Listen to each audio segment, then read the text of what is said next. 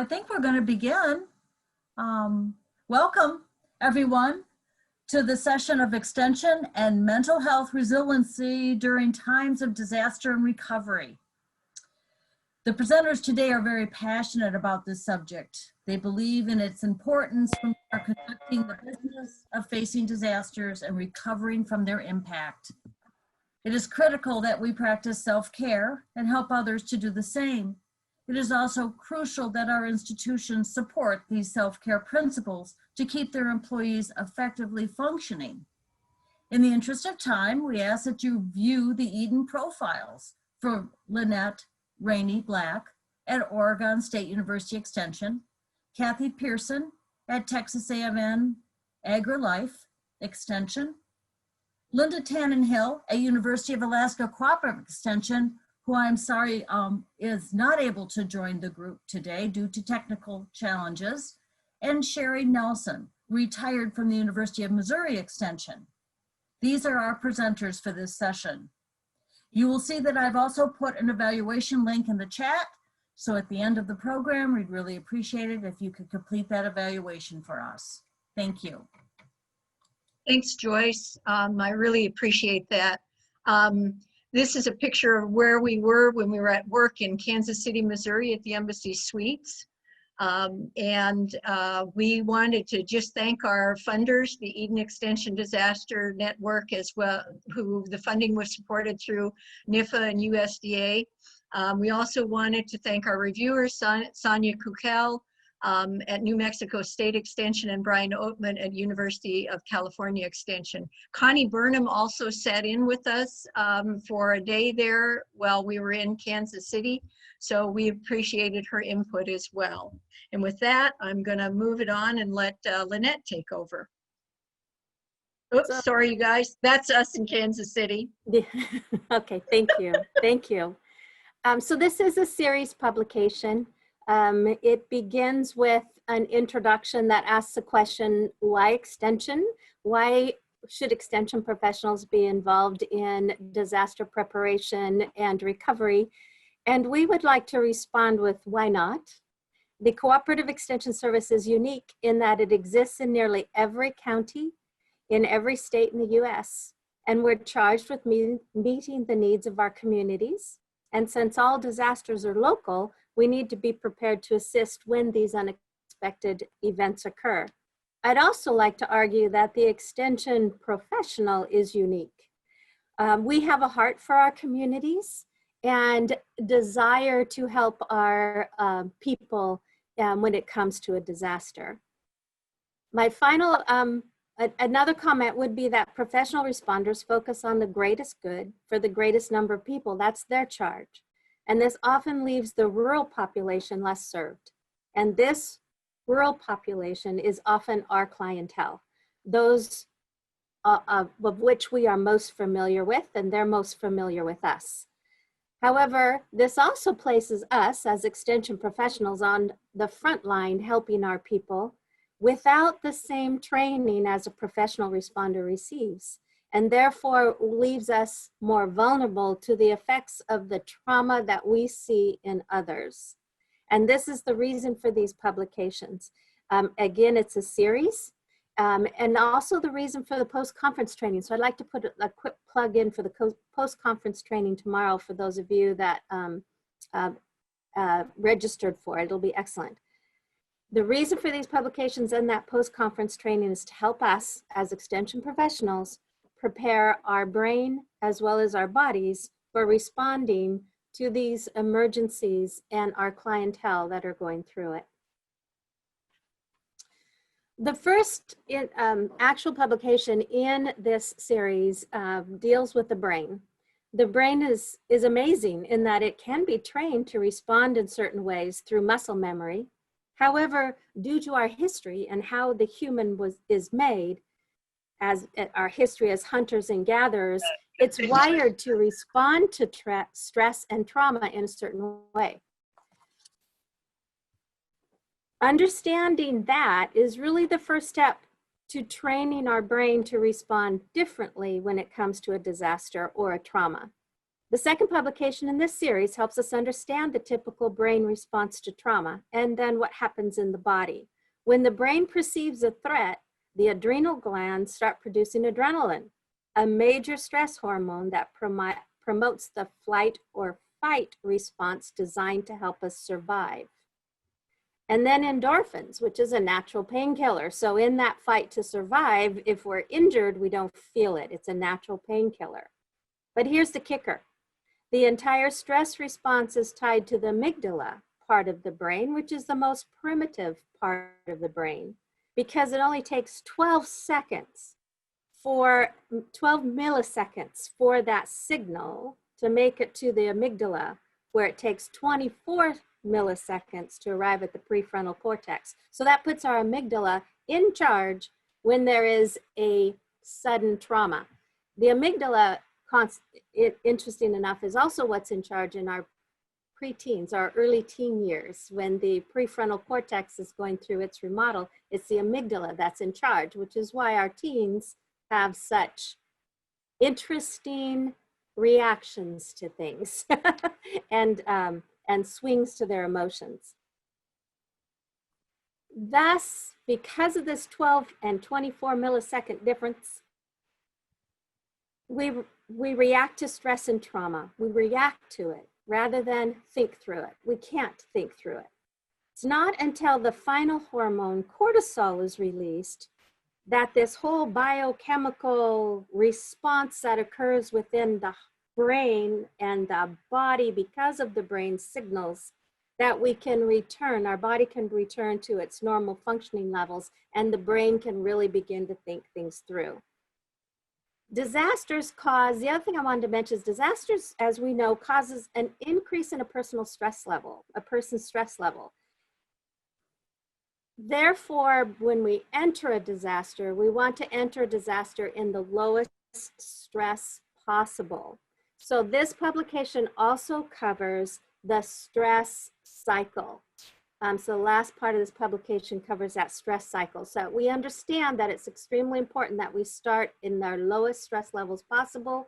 So when a disaster does occur, we can respond in a way that is helpful rather than cause some additional mental well-being issues. Sorry, Sherry, I went off script. That's okay. I was just kind of following along. We figured we'd wing this as we always do in extension. We always do. Yeah. So the next part of the publication that we wanted to bring forward, because it's important that we know about the phases that we see when people go through disasters, and how the community, which is made up, of course, of individuals and families, responds. Generally happens in about 4 ways, and that is, there's a heroic phase when we usually have people pulling together. There's acts of heroism and altruism going on. Then we hit this honeymoon stage, and there's a lot of cohesion. We have a lot of politicians that come in, or celebrities, or there's lots of media attention. All the helper troops that are going to be there for a short period of time show up, and wow, it looks like we're going to be in recovery and we're going to get through this and everything's going to get back to normal and nothing flat. And what happens then is that after that short period of time that they are, and it varies by different agencies, what we see is that disillusionment starts to set in. And with the disillusionment, those short-term helpers are leaving, and the community is really faced with what are difficulties in disaster recovery. We often see very high stress levels, and we may even see some mental health issues really start to arise at this time, because now we're not feeling like we were supported. And as that goes on, we start moving into some other things going on with rebuilding and reconstruction. And at that point, this is where we start to look for that new normal, that economic recovery, and new routines. But if we don't really understand what's going on in these phases of disaster, because sometimes when we hit disillusionment, any outsiders are bad news as far as they're concerned. from the community standpoint. We're there. We're the people who stick around, and we're the ones that help with that. So it's important that we understand what's going on for the community and often individuals as a whole. And the other thing to remember is that economic inputs are important, but at the same time, there's some vital social impact inputs that are important. So having those social support nets, social support and networks get back up, because they're often very disrupted during disasters. People may move somewhere else. They may not be able to live there for some period of time, your neighbor. There may be a need for mental health assistance at this time. Not everybody has mental health needs, but some probably will. And then good community leadership as we try and manage some of that volunteerism. So let's talk a little bit now about what goes on in being able to recognize what's going on with people in terms of symptoms. I know this slide is really busy, and that's kind of intentional. That's from 1973 flood, Hannibal, Missouri. That was before they had the dike out there on the river. But there's all these kinds of issues going on that we see in the clip art that I put up. Disasters disrupt our normal routines, and this is true of individuals, businesses, and communities as a whole. And these are high levels of stress that we're usually working with. People, we're all directly or indirectly impacted. If I'm not in the area that, say, got flooded, I might have to take some big detour to get wherever I want.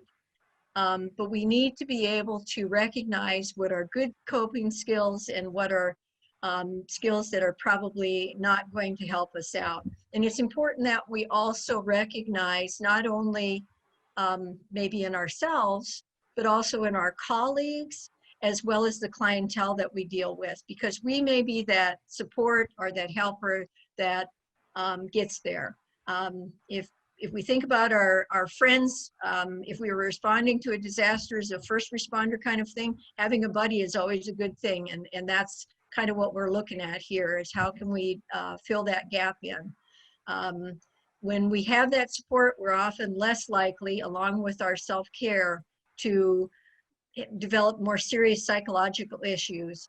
When we do, we want to get some help for those kinds of things. So we typically look at 5 categories that these signs and symptoms fall into. Signs are the things that you and I see. Symptoms are the things that people experience themselves. So we see feelings issues go on. It can include irritability, for example, negatively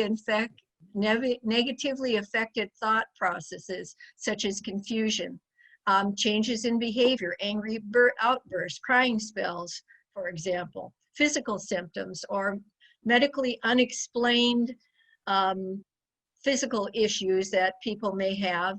And these are things like stomach aches, headaches, trouble sleeping. And then the last one is our whole thinking about the world may have changed by this, depending on how we were impacted by that disaster. So our view of the world. So as extension professionals, we should be aware of this emotional distress, both in our colleagues, ourselves, and our clientele. And it's important that we also start developing a list of local resources for mental health services. So it might be staff assistance programs or public health resources that are available. Having a handle on those resources are a part of disaster preparedness if we really think about this for our communities, as is stress management, which is what Linda's going to talk about now. Before we go there, can I mention one thing? Oops. I'm sorry. Yes. I'm sorry.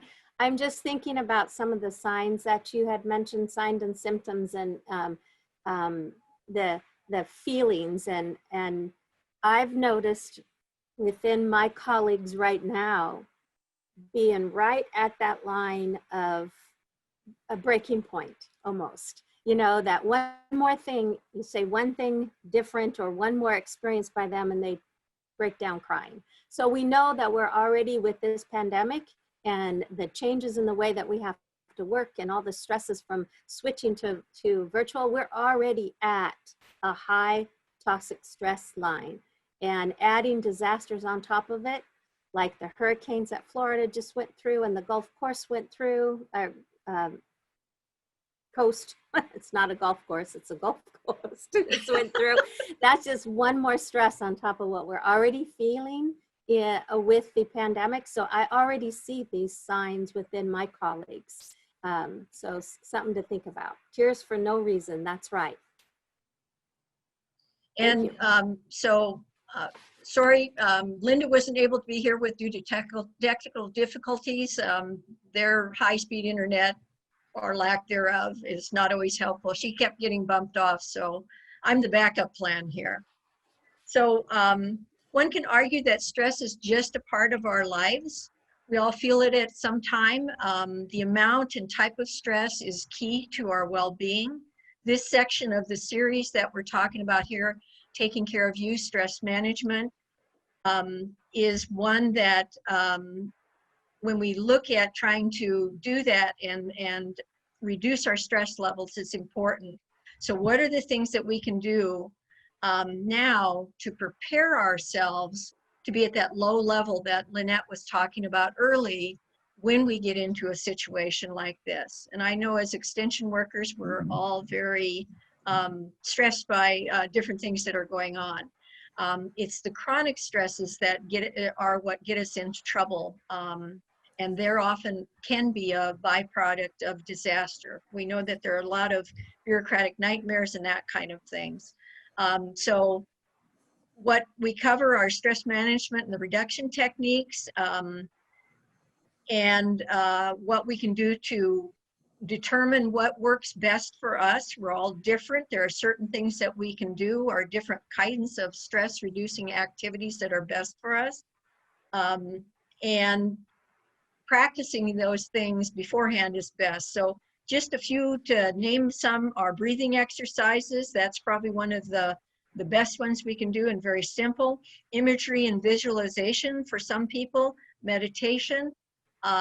Meditation is different things for different people. It's not sitting in that lotus position necessarily. It might be that walk you take and getting out in nature. And I'll just say that for our farming population in particular. It may be doing some mindfulness activities and then just music. So I'm going to take a few seconds here, just really we're going to do a brief activity to demonstrate imagery and visualization. And you can use this picture here, or maybe you have a place that you find is a peaceful kind of place, but it involves picturing a peaceful place, such as a mountain scene on this slide. And what we want to do is work on creating that physical change. And it's about becoming peaceful and calm. And it's a peaceful, positive, and purposeful daydreaming that we can do.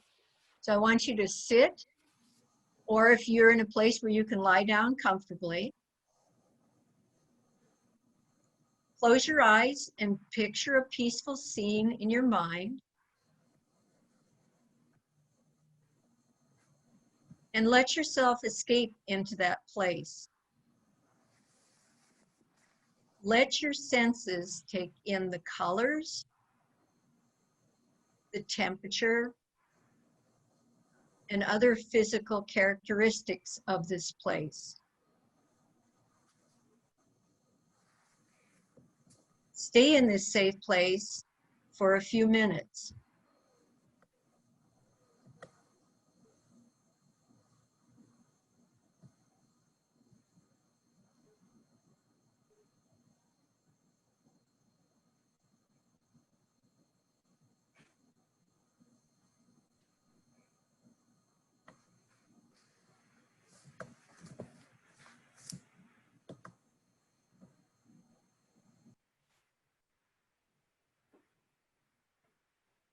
When you're ready, you can open your eyes.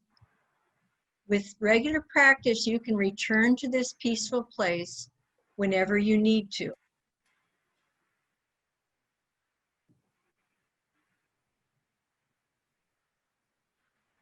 While this was very brief, one of the things that we often start these kind of exercises out with is what we call diaphragmatic breathing. So you breathe deeply into your lungs and then exhale deeply. But what's important here is knowing stress management and reduction techniques along with self-care techniques is of the utmost importance for our well-being mentally following a disaster.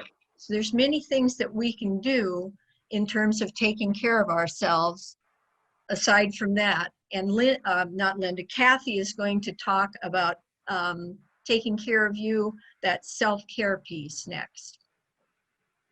All right, thank you.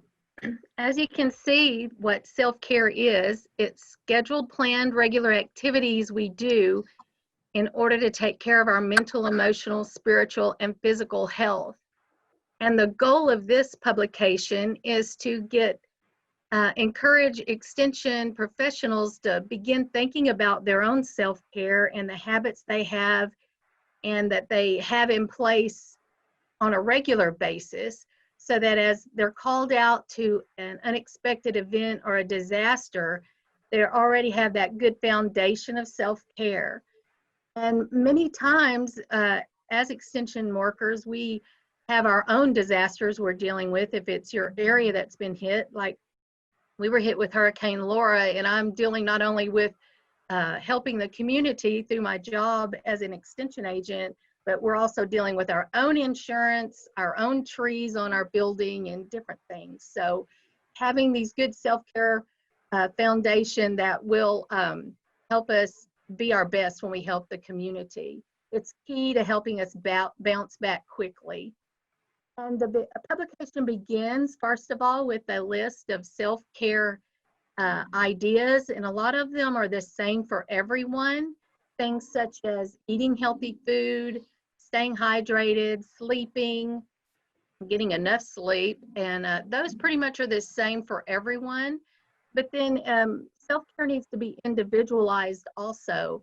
Those things that give you a sense of well-being, that bring you joy in your life, and we need to practice those regularly as well. For instance, I enjoy sitting in the backyard with my husband and we drink coffee and watch the chickens in the evening, and that just helps me to relax after a day at work. But some people, enjoy a 5-mile run after work, and those are very different activities, but they're very individual. The second section of this publication addresses negative coping, ways that we may negatively cope.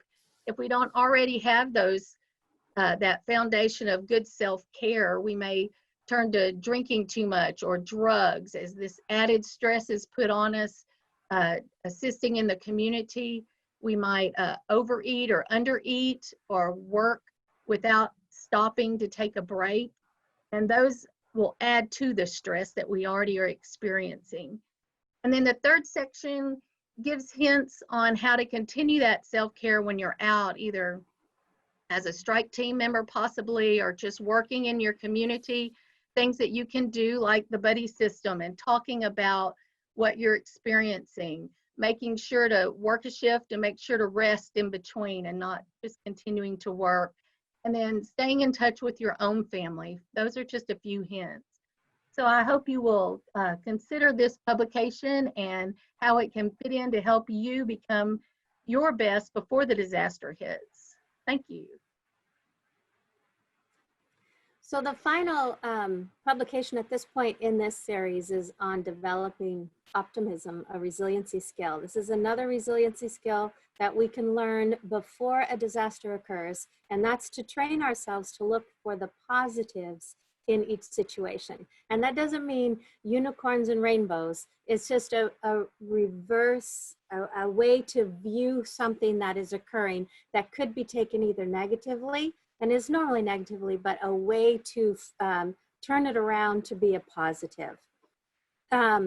In the Developing Positive Outlooks of Resiliency Skill publication, we learn to, it helps us realize and accept that there's more than one way to look at things. So many of us already know that. In the world right now, it seems like many don't. There are many ways to look at things. For instance, if we look at that top left photo, what we see is a frog. Yet that same photo turned 45 degrees to the left allows us to see a horse instead. The exact same drawing or artwork, but it's viewed in a different manner. That's what we're talking about, is looking at the situation and viewing it in a different manner. Working on developing a positive outlook in life is a much needed skill following a disaster. In this publication, we learn about how thoughts, emotions, and behaviors are interrelated. And if we can change just one of those three, it will affect the other two. For instance, right now, the feeling of sadness and hopelessness over this pandemic can come from the three different controls in the brain. It can come from emotions, it can come from behaviors, it can come from thoughts. It's very difficult to change the way that we feel on things though. So we can't pull ourselves up by the bootstraps and change our feeling of sadness, but we can change our behaviors. So doing something that brings us pleasure every day, even if you only have 5-10 minutes, something that brings us pleasure will help also change the emotion, bring us out of the depths of despair, and thus also affect our thoughts. On working towards changing thought patterns, it can lead to a more optimistic outlook. And being able to take these steps requires work. So doing it now, before a disaster, helps train the brain for when a disaster occurs. We cannot stress enough about how important it is to develop the skills that we've talked about before the disaster actually occurs. This was a quote from Dr. Angie Lindsay, University of Florida Extension, who is doing the post-conference, or I think she's doing the post-conference tomorrow, which encapsulates the importance of why mental health knowledge and skills are needed following a disaster. We hope you have registered for it.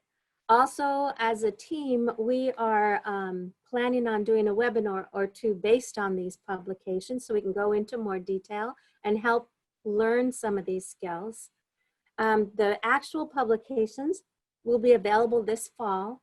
They have been written and vetted and edited. They just need to be prettied up. You know, that graphic design stuff that many of us aren't that great at. That's what we're waiting for, is to have that done. So after this conference is over, our graphic designers should have time to work on it. So they should be available this fall. With that, that's the conclusion of the actual discussion, the sharing of what these publications are. Do we have any questions or any comments or anything you'd like to discuss further? There are some, Lynette, there are some questions, and there's some very good comments too. Awesome. Awesome. One is a good point, Lynette. Tears for no particular reason. It's certainly happening. Mm-hmm. And thank you. This is very important. I feel like I'm treading water.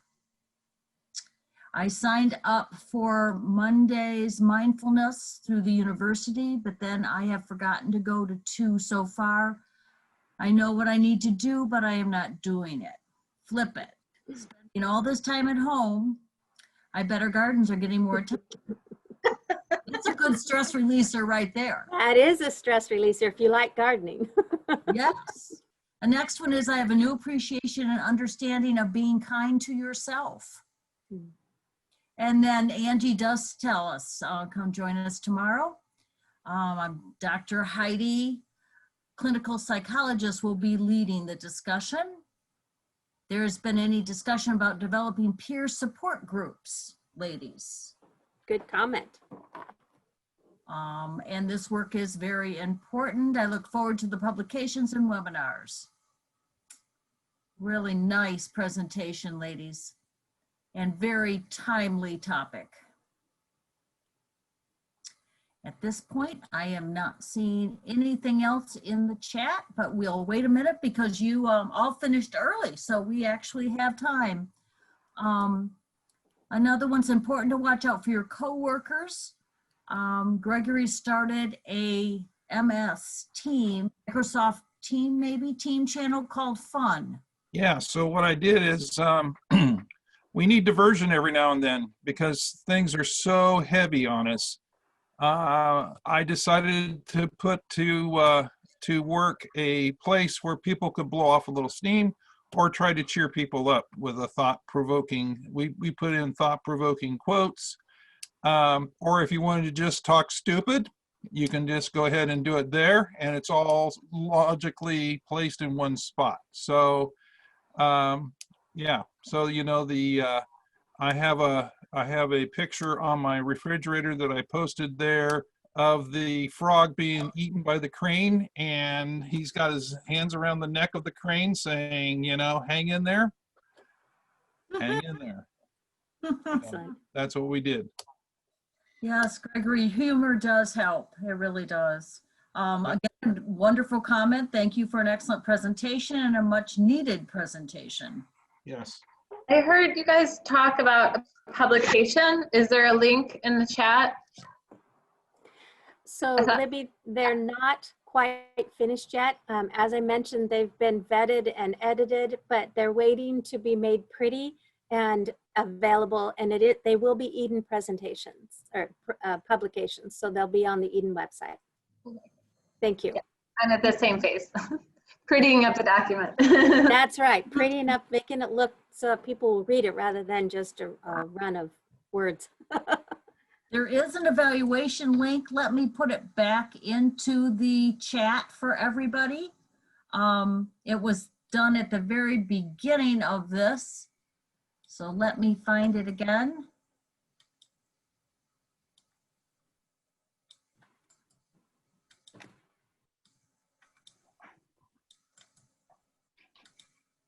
There it is. And please fill the evaluation out. That's really helpful to our conference team. Lynette, Yes. I know during times of stress that all stressors are equal, but how do you differentiate or how do you direct attention if there is a financial stress that is the overburden, the consuming type of difficulty that individual is facing? How do you recognize that, and can you focus attention that way? So first of all, let me rephrase what you're asking, make sure I'm understanding correctly. So there are many stresses in this person's life, Yes. but the financial stress is like either the straw that breaks the camel's back or what is causing the other stresses to feel more stressful. Is that correct? Yes, ma'am. Yes, Okay. ma'am. And how would you approach a person regarding that? Like a colleague, because these Yes, are, ma'am. yes, okay. I think one of the most important things, and we are not social workers, and we are not trained to be social workers or mental health workers. What we are promoting is the listening. We are great listeners, you know, and developing those listening skills. And oftentimes they are co-workers, our cohorts that are having stress-related issues, and we know it. Just bringing them, taking them out for coffee, which we can't do right now because of the pandemic here in Oregon anyway, but bring them into the office or and just talk. Say, I've noticed, you know, you seem to be a little high on the stress levels. You know, would you like to share? Oftentimes they just need to share what they're feeling. And then as far as the financial end, if you discover during these talks, you know, during this sharing time, that what is truly at the foundation of the stress level is their financial issues, then maybe suggesting someone that they can, a financial advisor or somebody perhaps that they could chat with, unless you're a financial person, you know, that they could chat with to help them with that. That's my suggestion. Sherry? Yeah, I think you're right on target there, because what I learned, and I learned this in my very first disaster, which was the '93 flood, and that is that the value of being able to talk about what's going on is a huge stress reliever, because a lot of people think that they're alone in this. I'm the only one who's experiencing this. But even if it is a smaller kind of thing, and I'm making an assumption that you guys may have or probably have the ability or the availability of employee assistance, that can be a place that we can refer people to, but it's about their comfort level and just being willing to be there for them. And then if we know of some resources, you know, sometimes when it's economic, we can go, they can get, let's just say they're having a hard time paying a bill, and that impacts whether they're putting food on the table. Well, maybe they do need to make that a trip to a pantry, for example. It may be only a one-time thing, but it may buy them enough headroom to be able to just get back on track with their finances.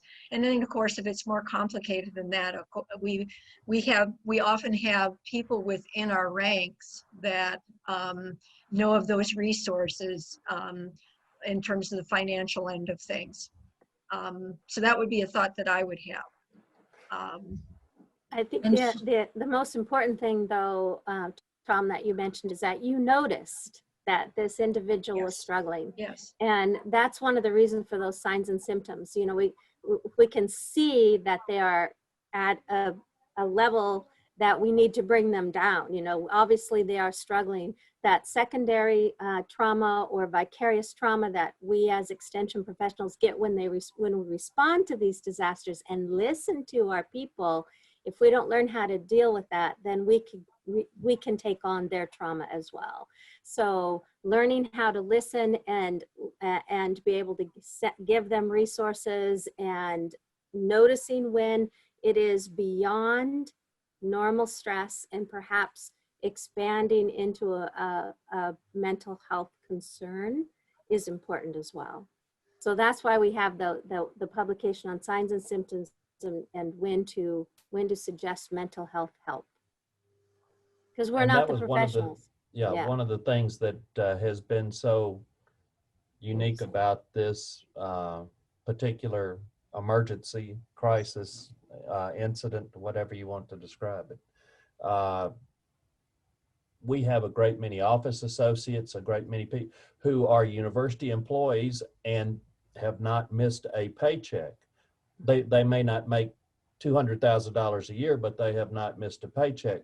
But that spouse was a mom and pop business or worked at the candle factory or made or whatever. And that was a significant part of that income that was now gone. And the employee, the extension was coming in and you were almost, I mean, you wanted to help, but you did not want to get in you didn't know how to help because there were so many holes there that needed filling, and you did not want to be so obvious in filling one that you brought attention to it. You wanted to be of assistance, but you didn't want to focus or make that person feel like they were the focus of all of the attention of the colleagues. Well, and if one person is experiencing difficulties within an office, it's likely others may be too, especially now. And I think Sherry's reference to employee assistance, we don't often understand our own benefits that we have available. And employee assistance programs are typical benefits that we have access to that would be good sources for mental health and financial counseling. And then Sarah put a link in the chat, Sarah Kroyman's, about access to accredited financial counselors that the AFCPE is making available to people. So those are just a couple of resources, and just raising awareness, you know, in staff meetings. Don't forget about access to benefits. If you or a family member are needing assistance, here's the spot on the, you know, university website to get access to it. Most of those employee assistance and the AFCPE, AFC services are provided virtually. So that can sometimes encourage people to take advantage because they don't have to sit across the table from someone and talk about their problems. So I just I'm sorry, go ahead. No, go ahead. contributing. Sorry, one thing probably contributing right now, I forget if it was Colbert or which one of them just said, but there's apparently something called doom scrolling. And I think I'm totally a victim of it, but basically searching out bad news about COVID and and then continually looking at it, and then you just get yourself all worked up. And I just have this thing I want to do more, but it's definitely not within like the sea grant realm and everything. Like I feel like I wanted to become like a community resource development agent during COVID, kind of, Libby, I think you bring up a really good point here. One of the things that I started noticing, because we had so much COVID stuff going on in the news, just like any disaster when it first happens, it just kind of takes over the news cycle. And at some point, I just started shutting it off because, as you said, I get so worked up. And that's one of those things that we often don't realize. We say that about our kids, that, we'll let them watch too much media, and we're just as bad sometimes. And so I've gone days without listening to the news because I just felt better, and it was like, ooh, and then I'd get back in and I'd listen to it and get all caught up in it again. And it's like, shut it off. Don't listen to it today or tomorrow probably too. But yeah, we're all impacted by that stuff and the amount of things that are coming at us with that. And this pandemic is a different disaster. I mean, it's not like the wildfires that we're going through. We know there's evacuations. We know we have to take care of our animals and our people, and we might lose our homes and all our possessions. But with the pandemic, it's way more than that. It's financial, as Tom mentioned, but it's also parents having to teach their own kids. So all of a sudden it's a disrupt of the entire way a family works with each other. It's so many different disasters within one major disaster. So it's in and of itself is huge. Yes, it's also sustained. We've gone months and months and months into this. It's very much like recovery after a hurricane when everything is flattened, or the forest fires out west. This is going to be a sustained event where people will have to do this day in and day out. And so they have to become resilient or they're going to go crazy. And I don't want to discount also the faith community as a support group into this as well. I know, okay, so I'm going to have to cover up the entity here, that there's always a separation between church and state. And I think in some cases that might be a mistake, because those of faith can really use those resources and listen to those resources and look towards those resources to keep them on an even keel, even though everything else is falling apart. Good point, Gregory, about the spirituality and that sort of thing. That's a very necessary part, and spirituality for everybody is different. Different, yep. And whatever works for you, do it.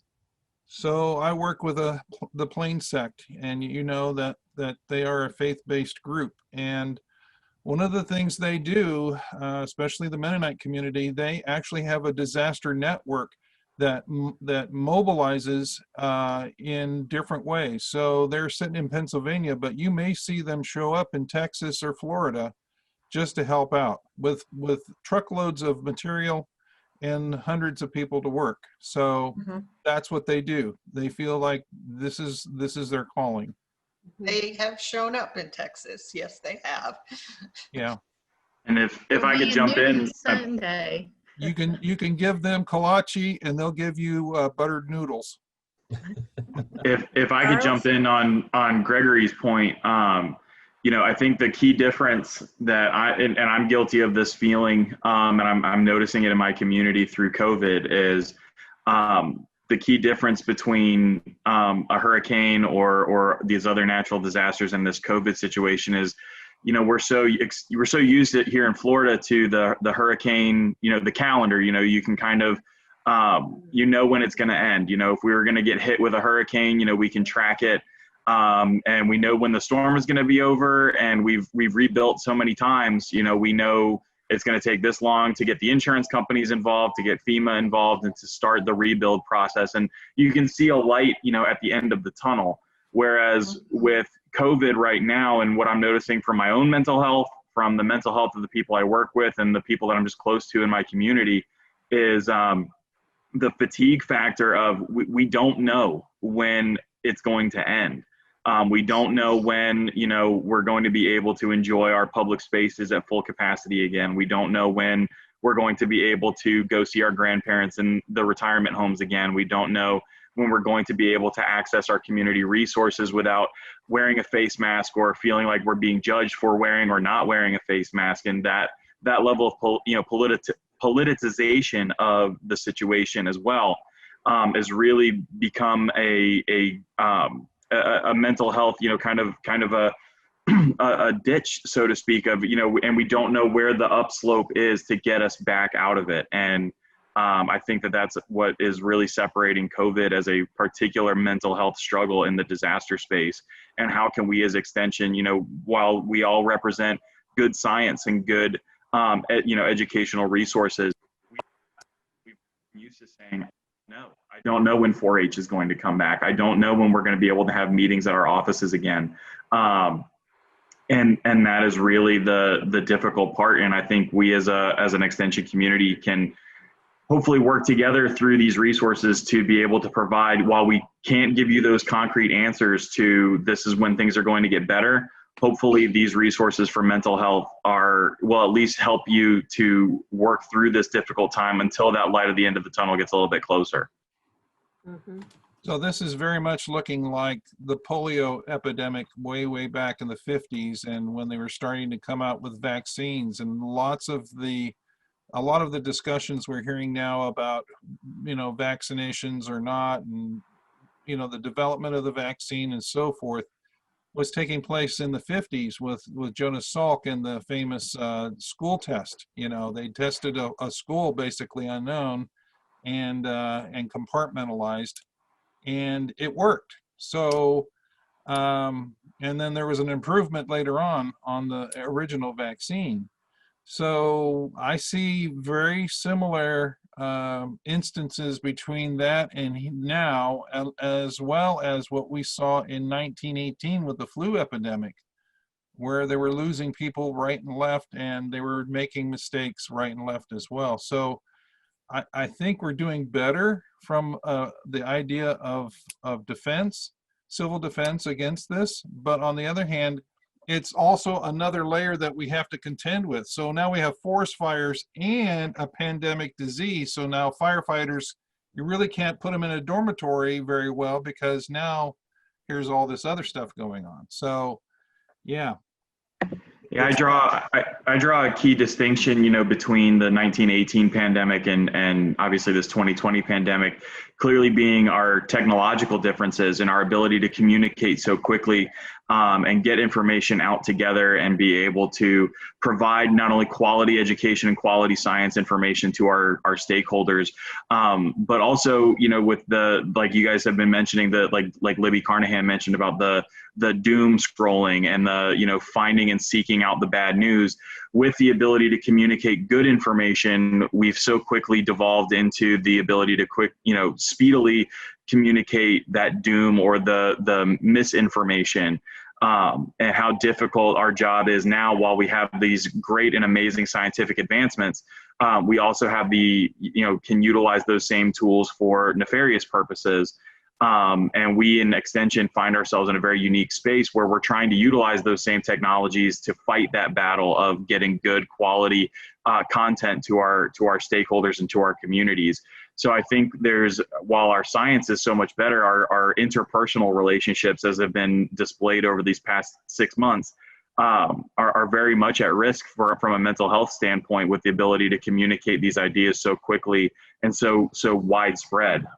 So I think there's a huge, that key difference there. And I'm just trying to be a good voice and a good beacon for, there is good information out there. Don't fall into the doom trap. We will find our way through it together. But you know, like I mentioned a minute ago, I'm guilty of it too, and doom scrolling and you know, kind of catastrophizing the situation. So I love that polio vaccine you know, reference there, Greg. That's fantastic, and I really appreciate you know, drawing that correlation, because it wasn't one I had thought about.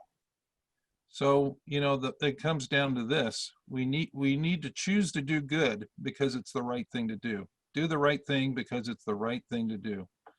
What's And, right isn't always popular, and what's popular isn't always right. And what we need to do is the right thing. you know, I'm a chicken man, so you're going to be the ugly duck in the middle of the flock. But, you know, it is the right thing to do. So you have to keep your head held high, and there's going to be casualties. I lost a colleague of mine at another university to suicide during this time. And so it's really, really important to use your tools in your toolbox. The idea of mental first aid and knowing resources around you, so that if you need to, you can direct people to it. Because again, we're not the experts. We're not. We're neither the virologist or the psychologist, but we can certainly get information to people, and that's what we're good at.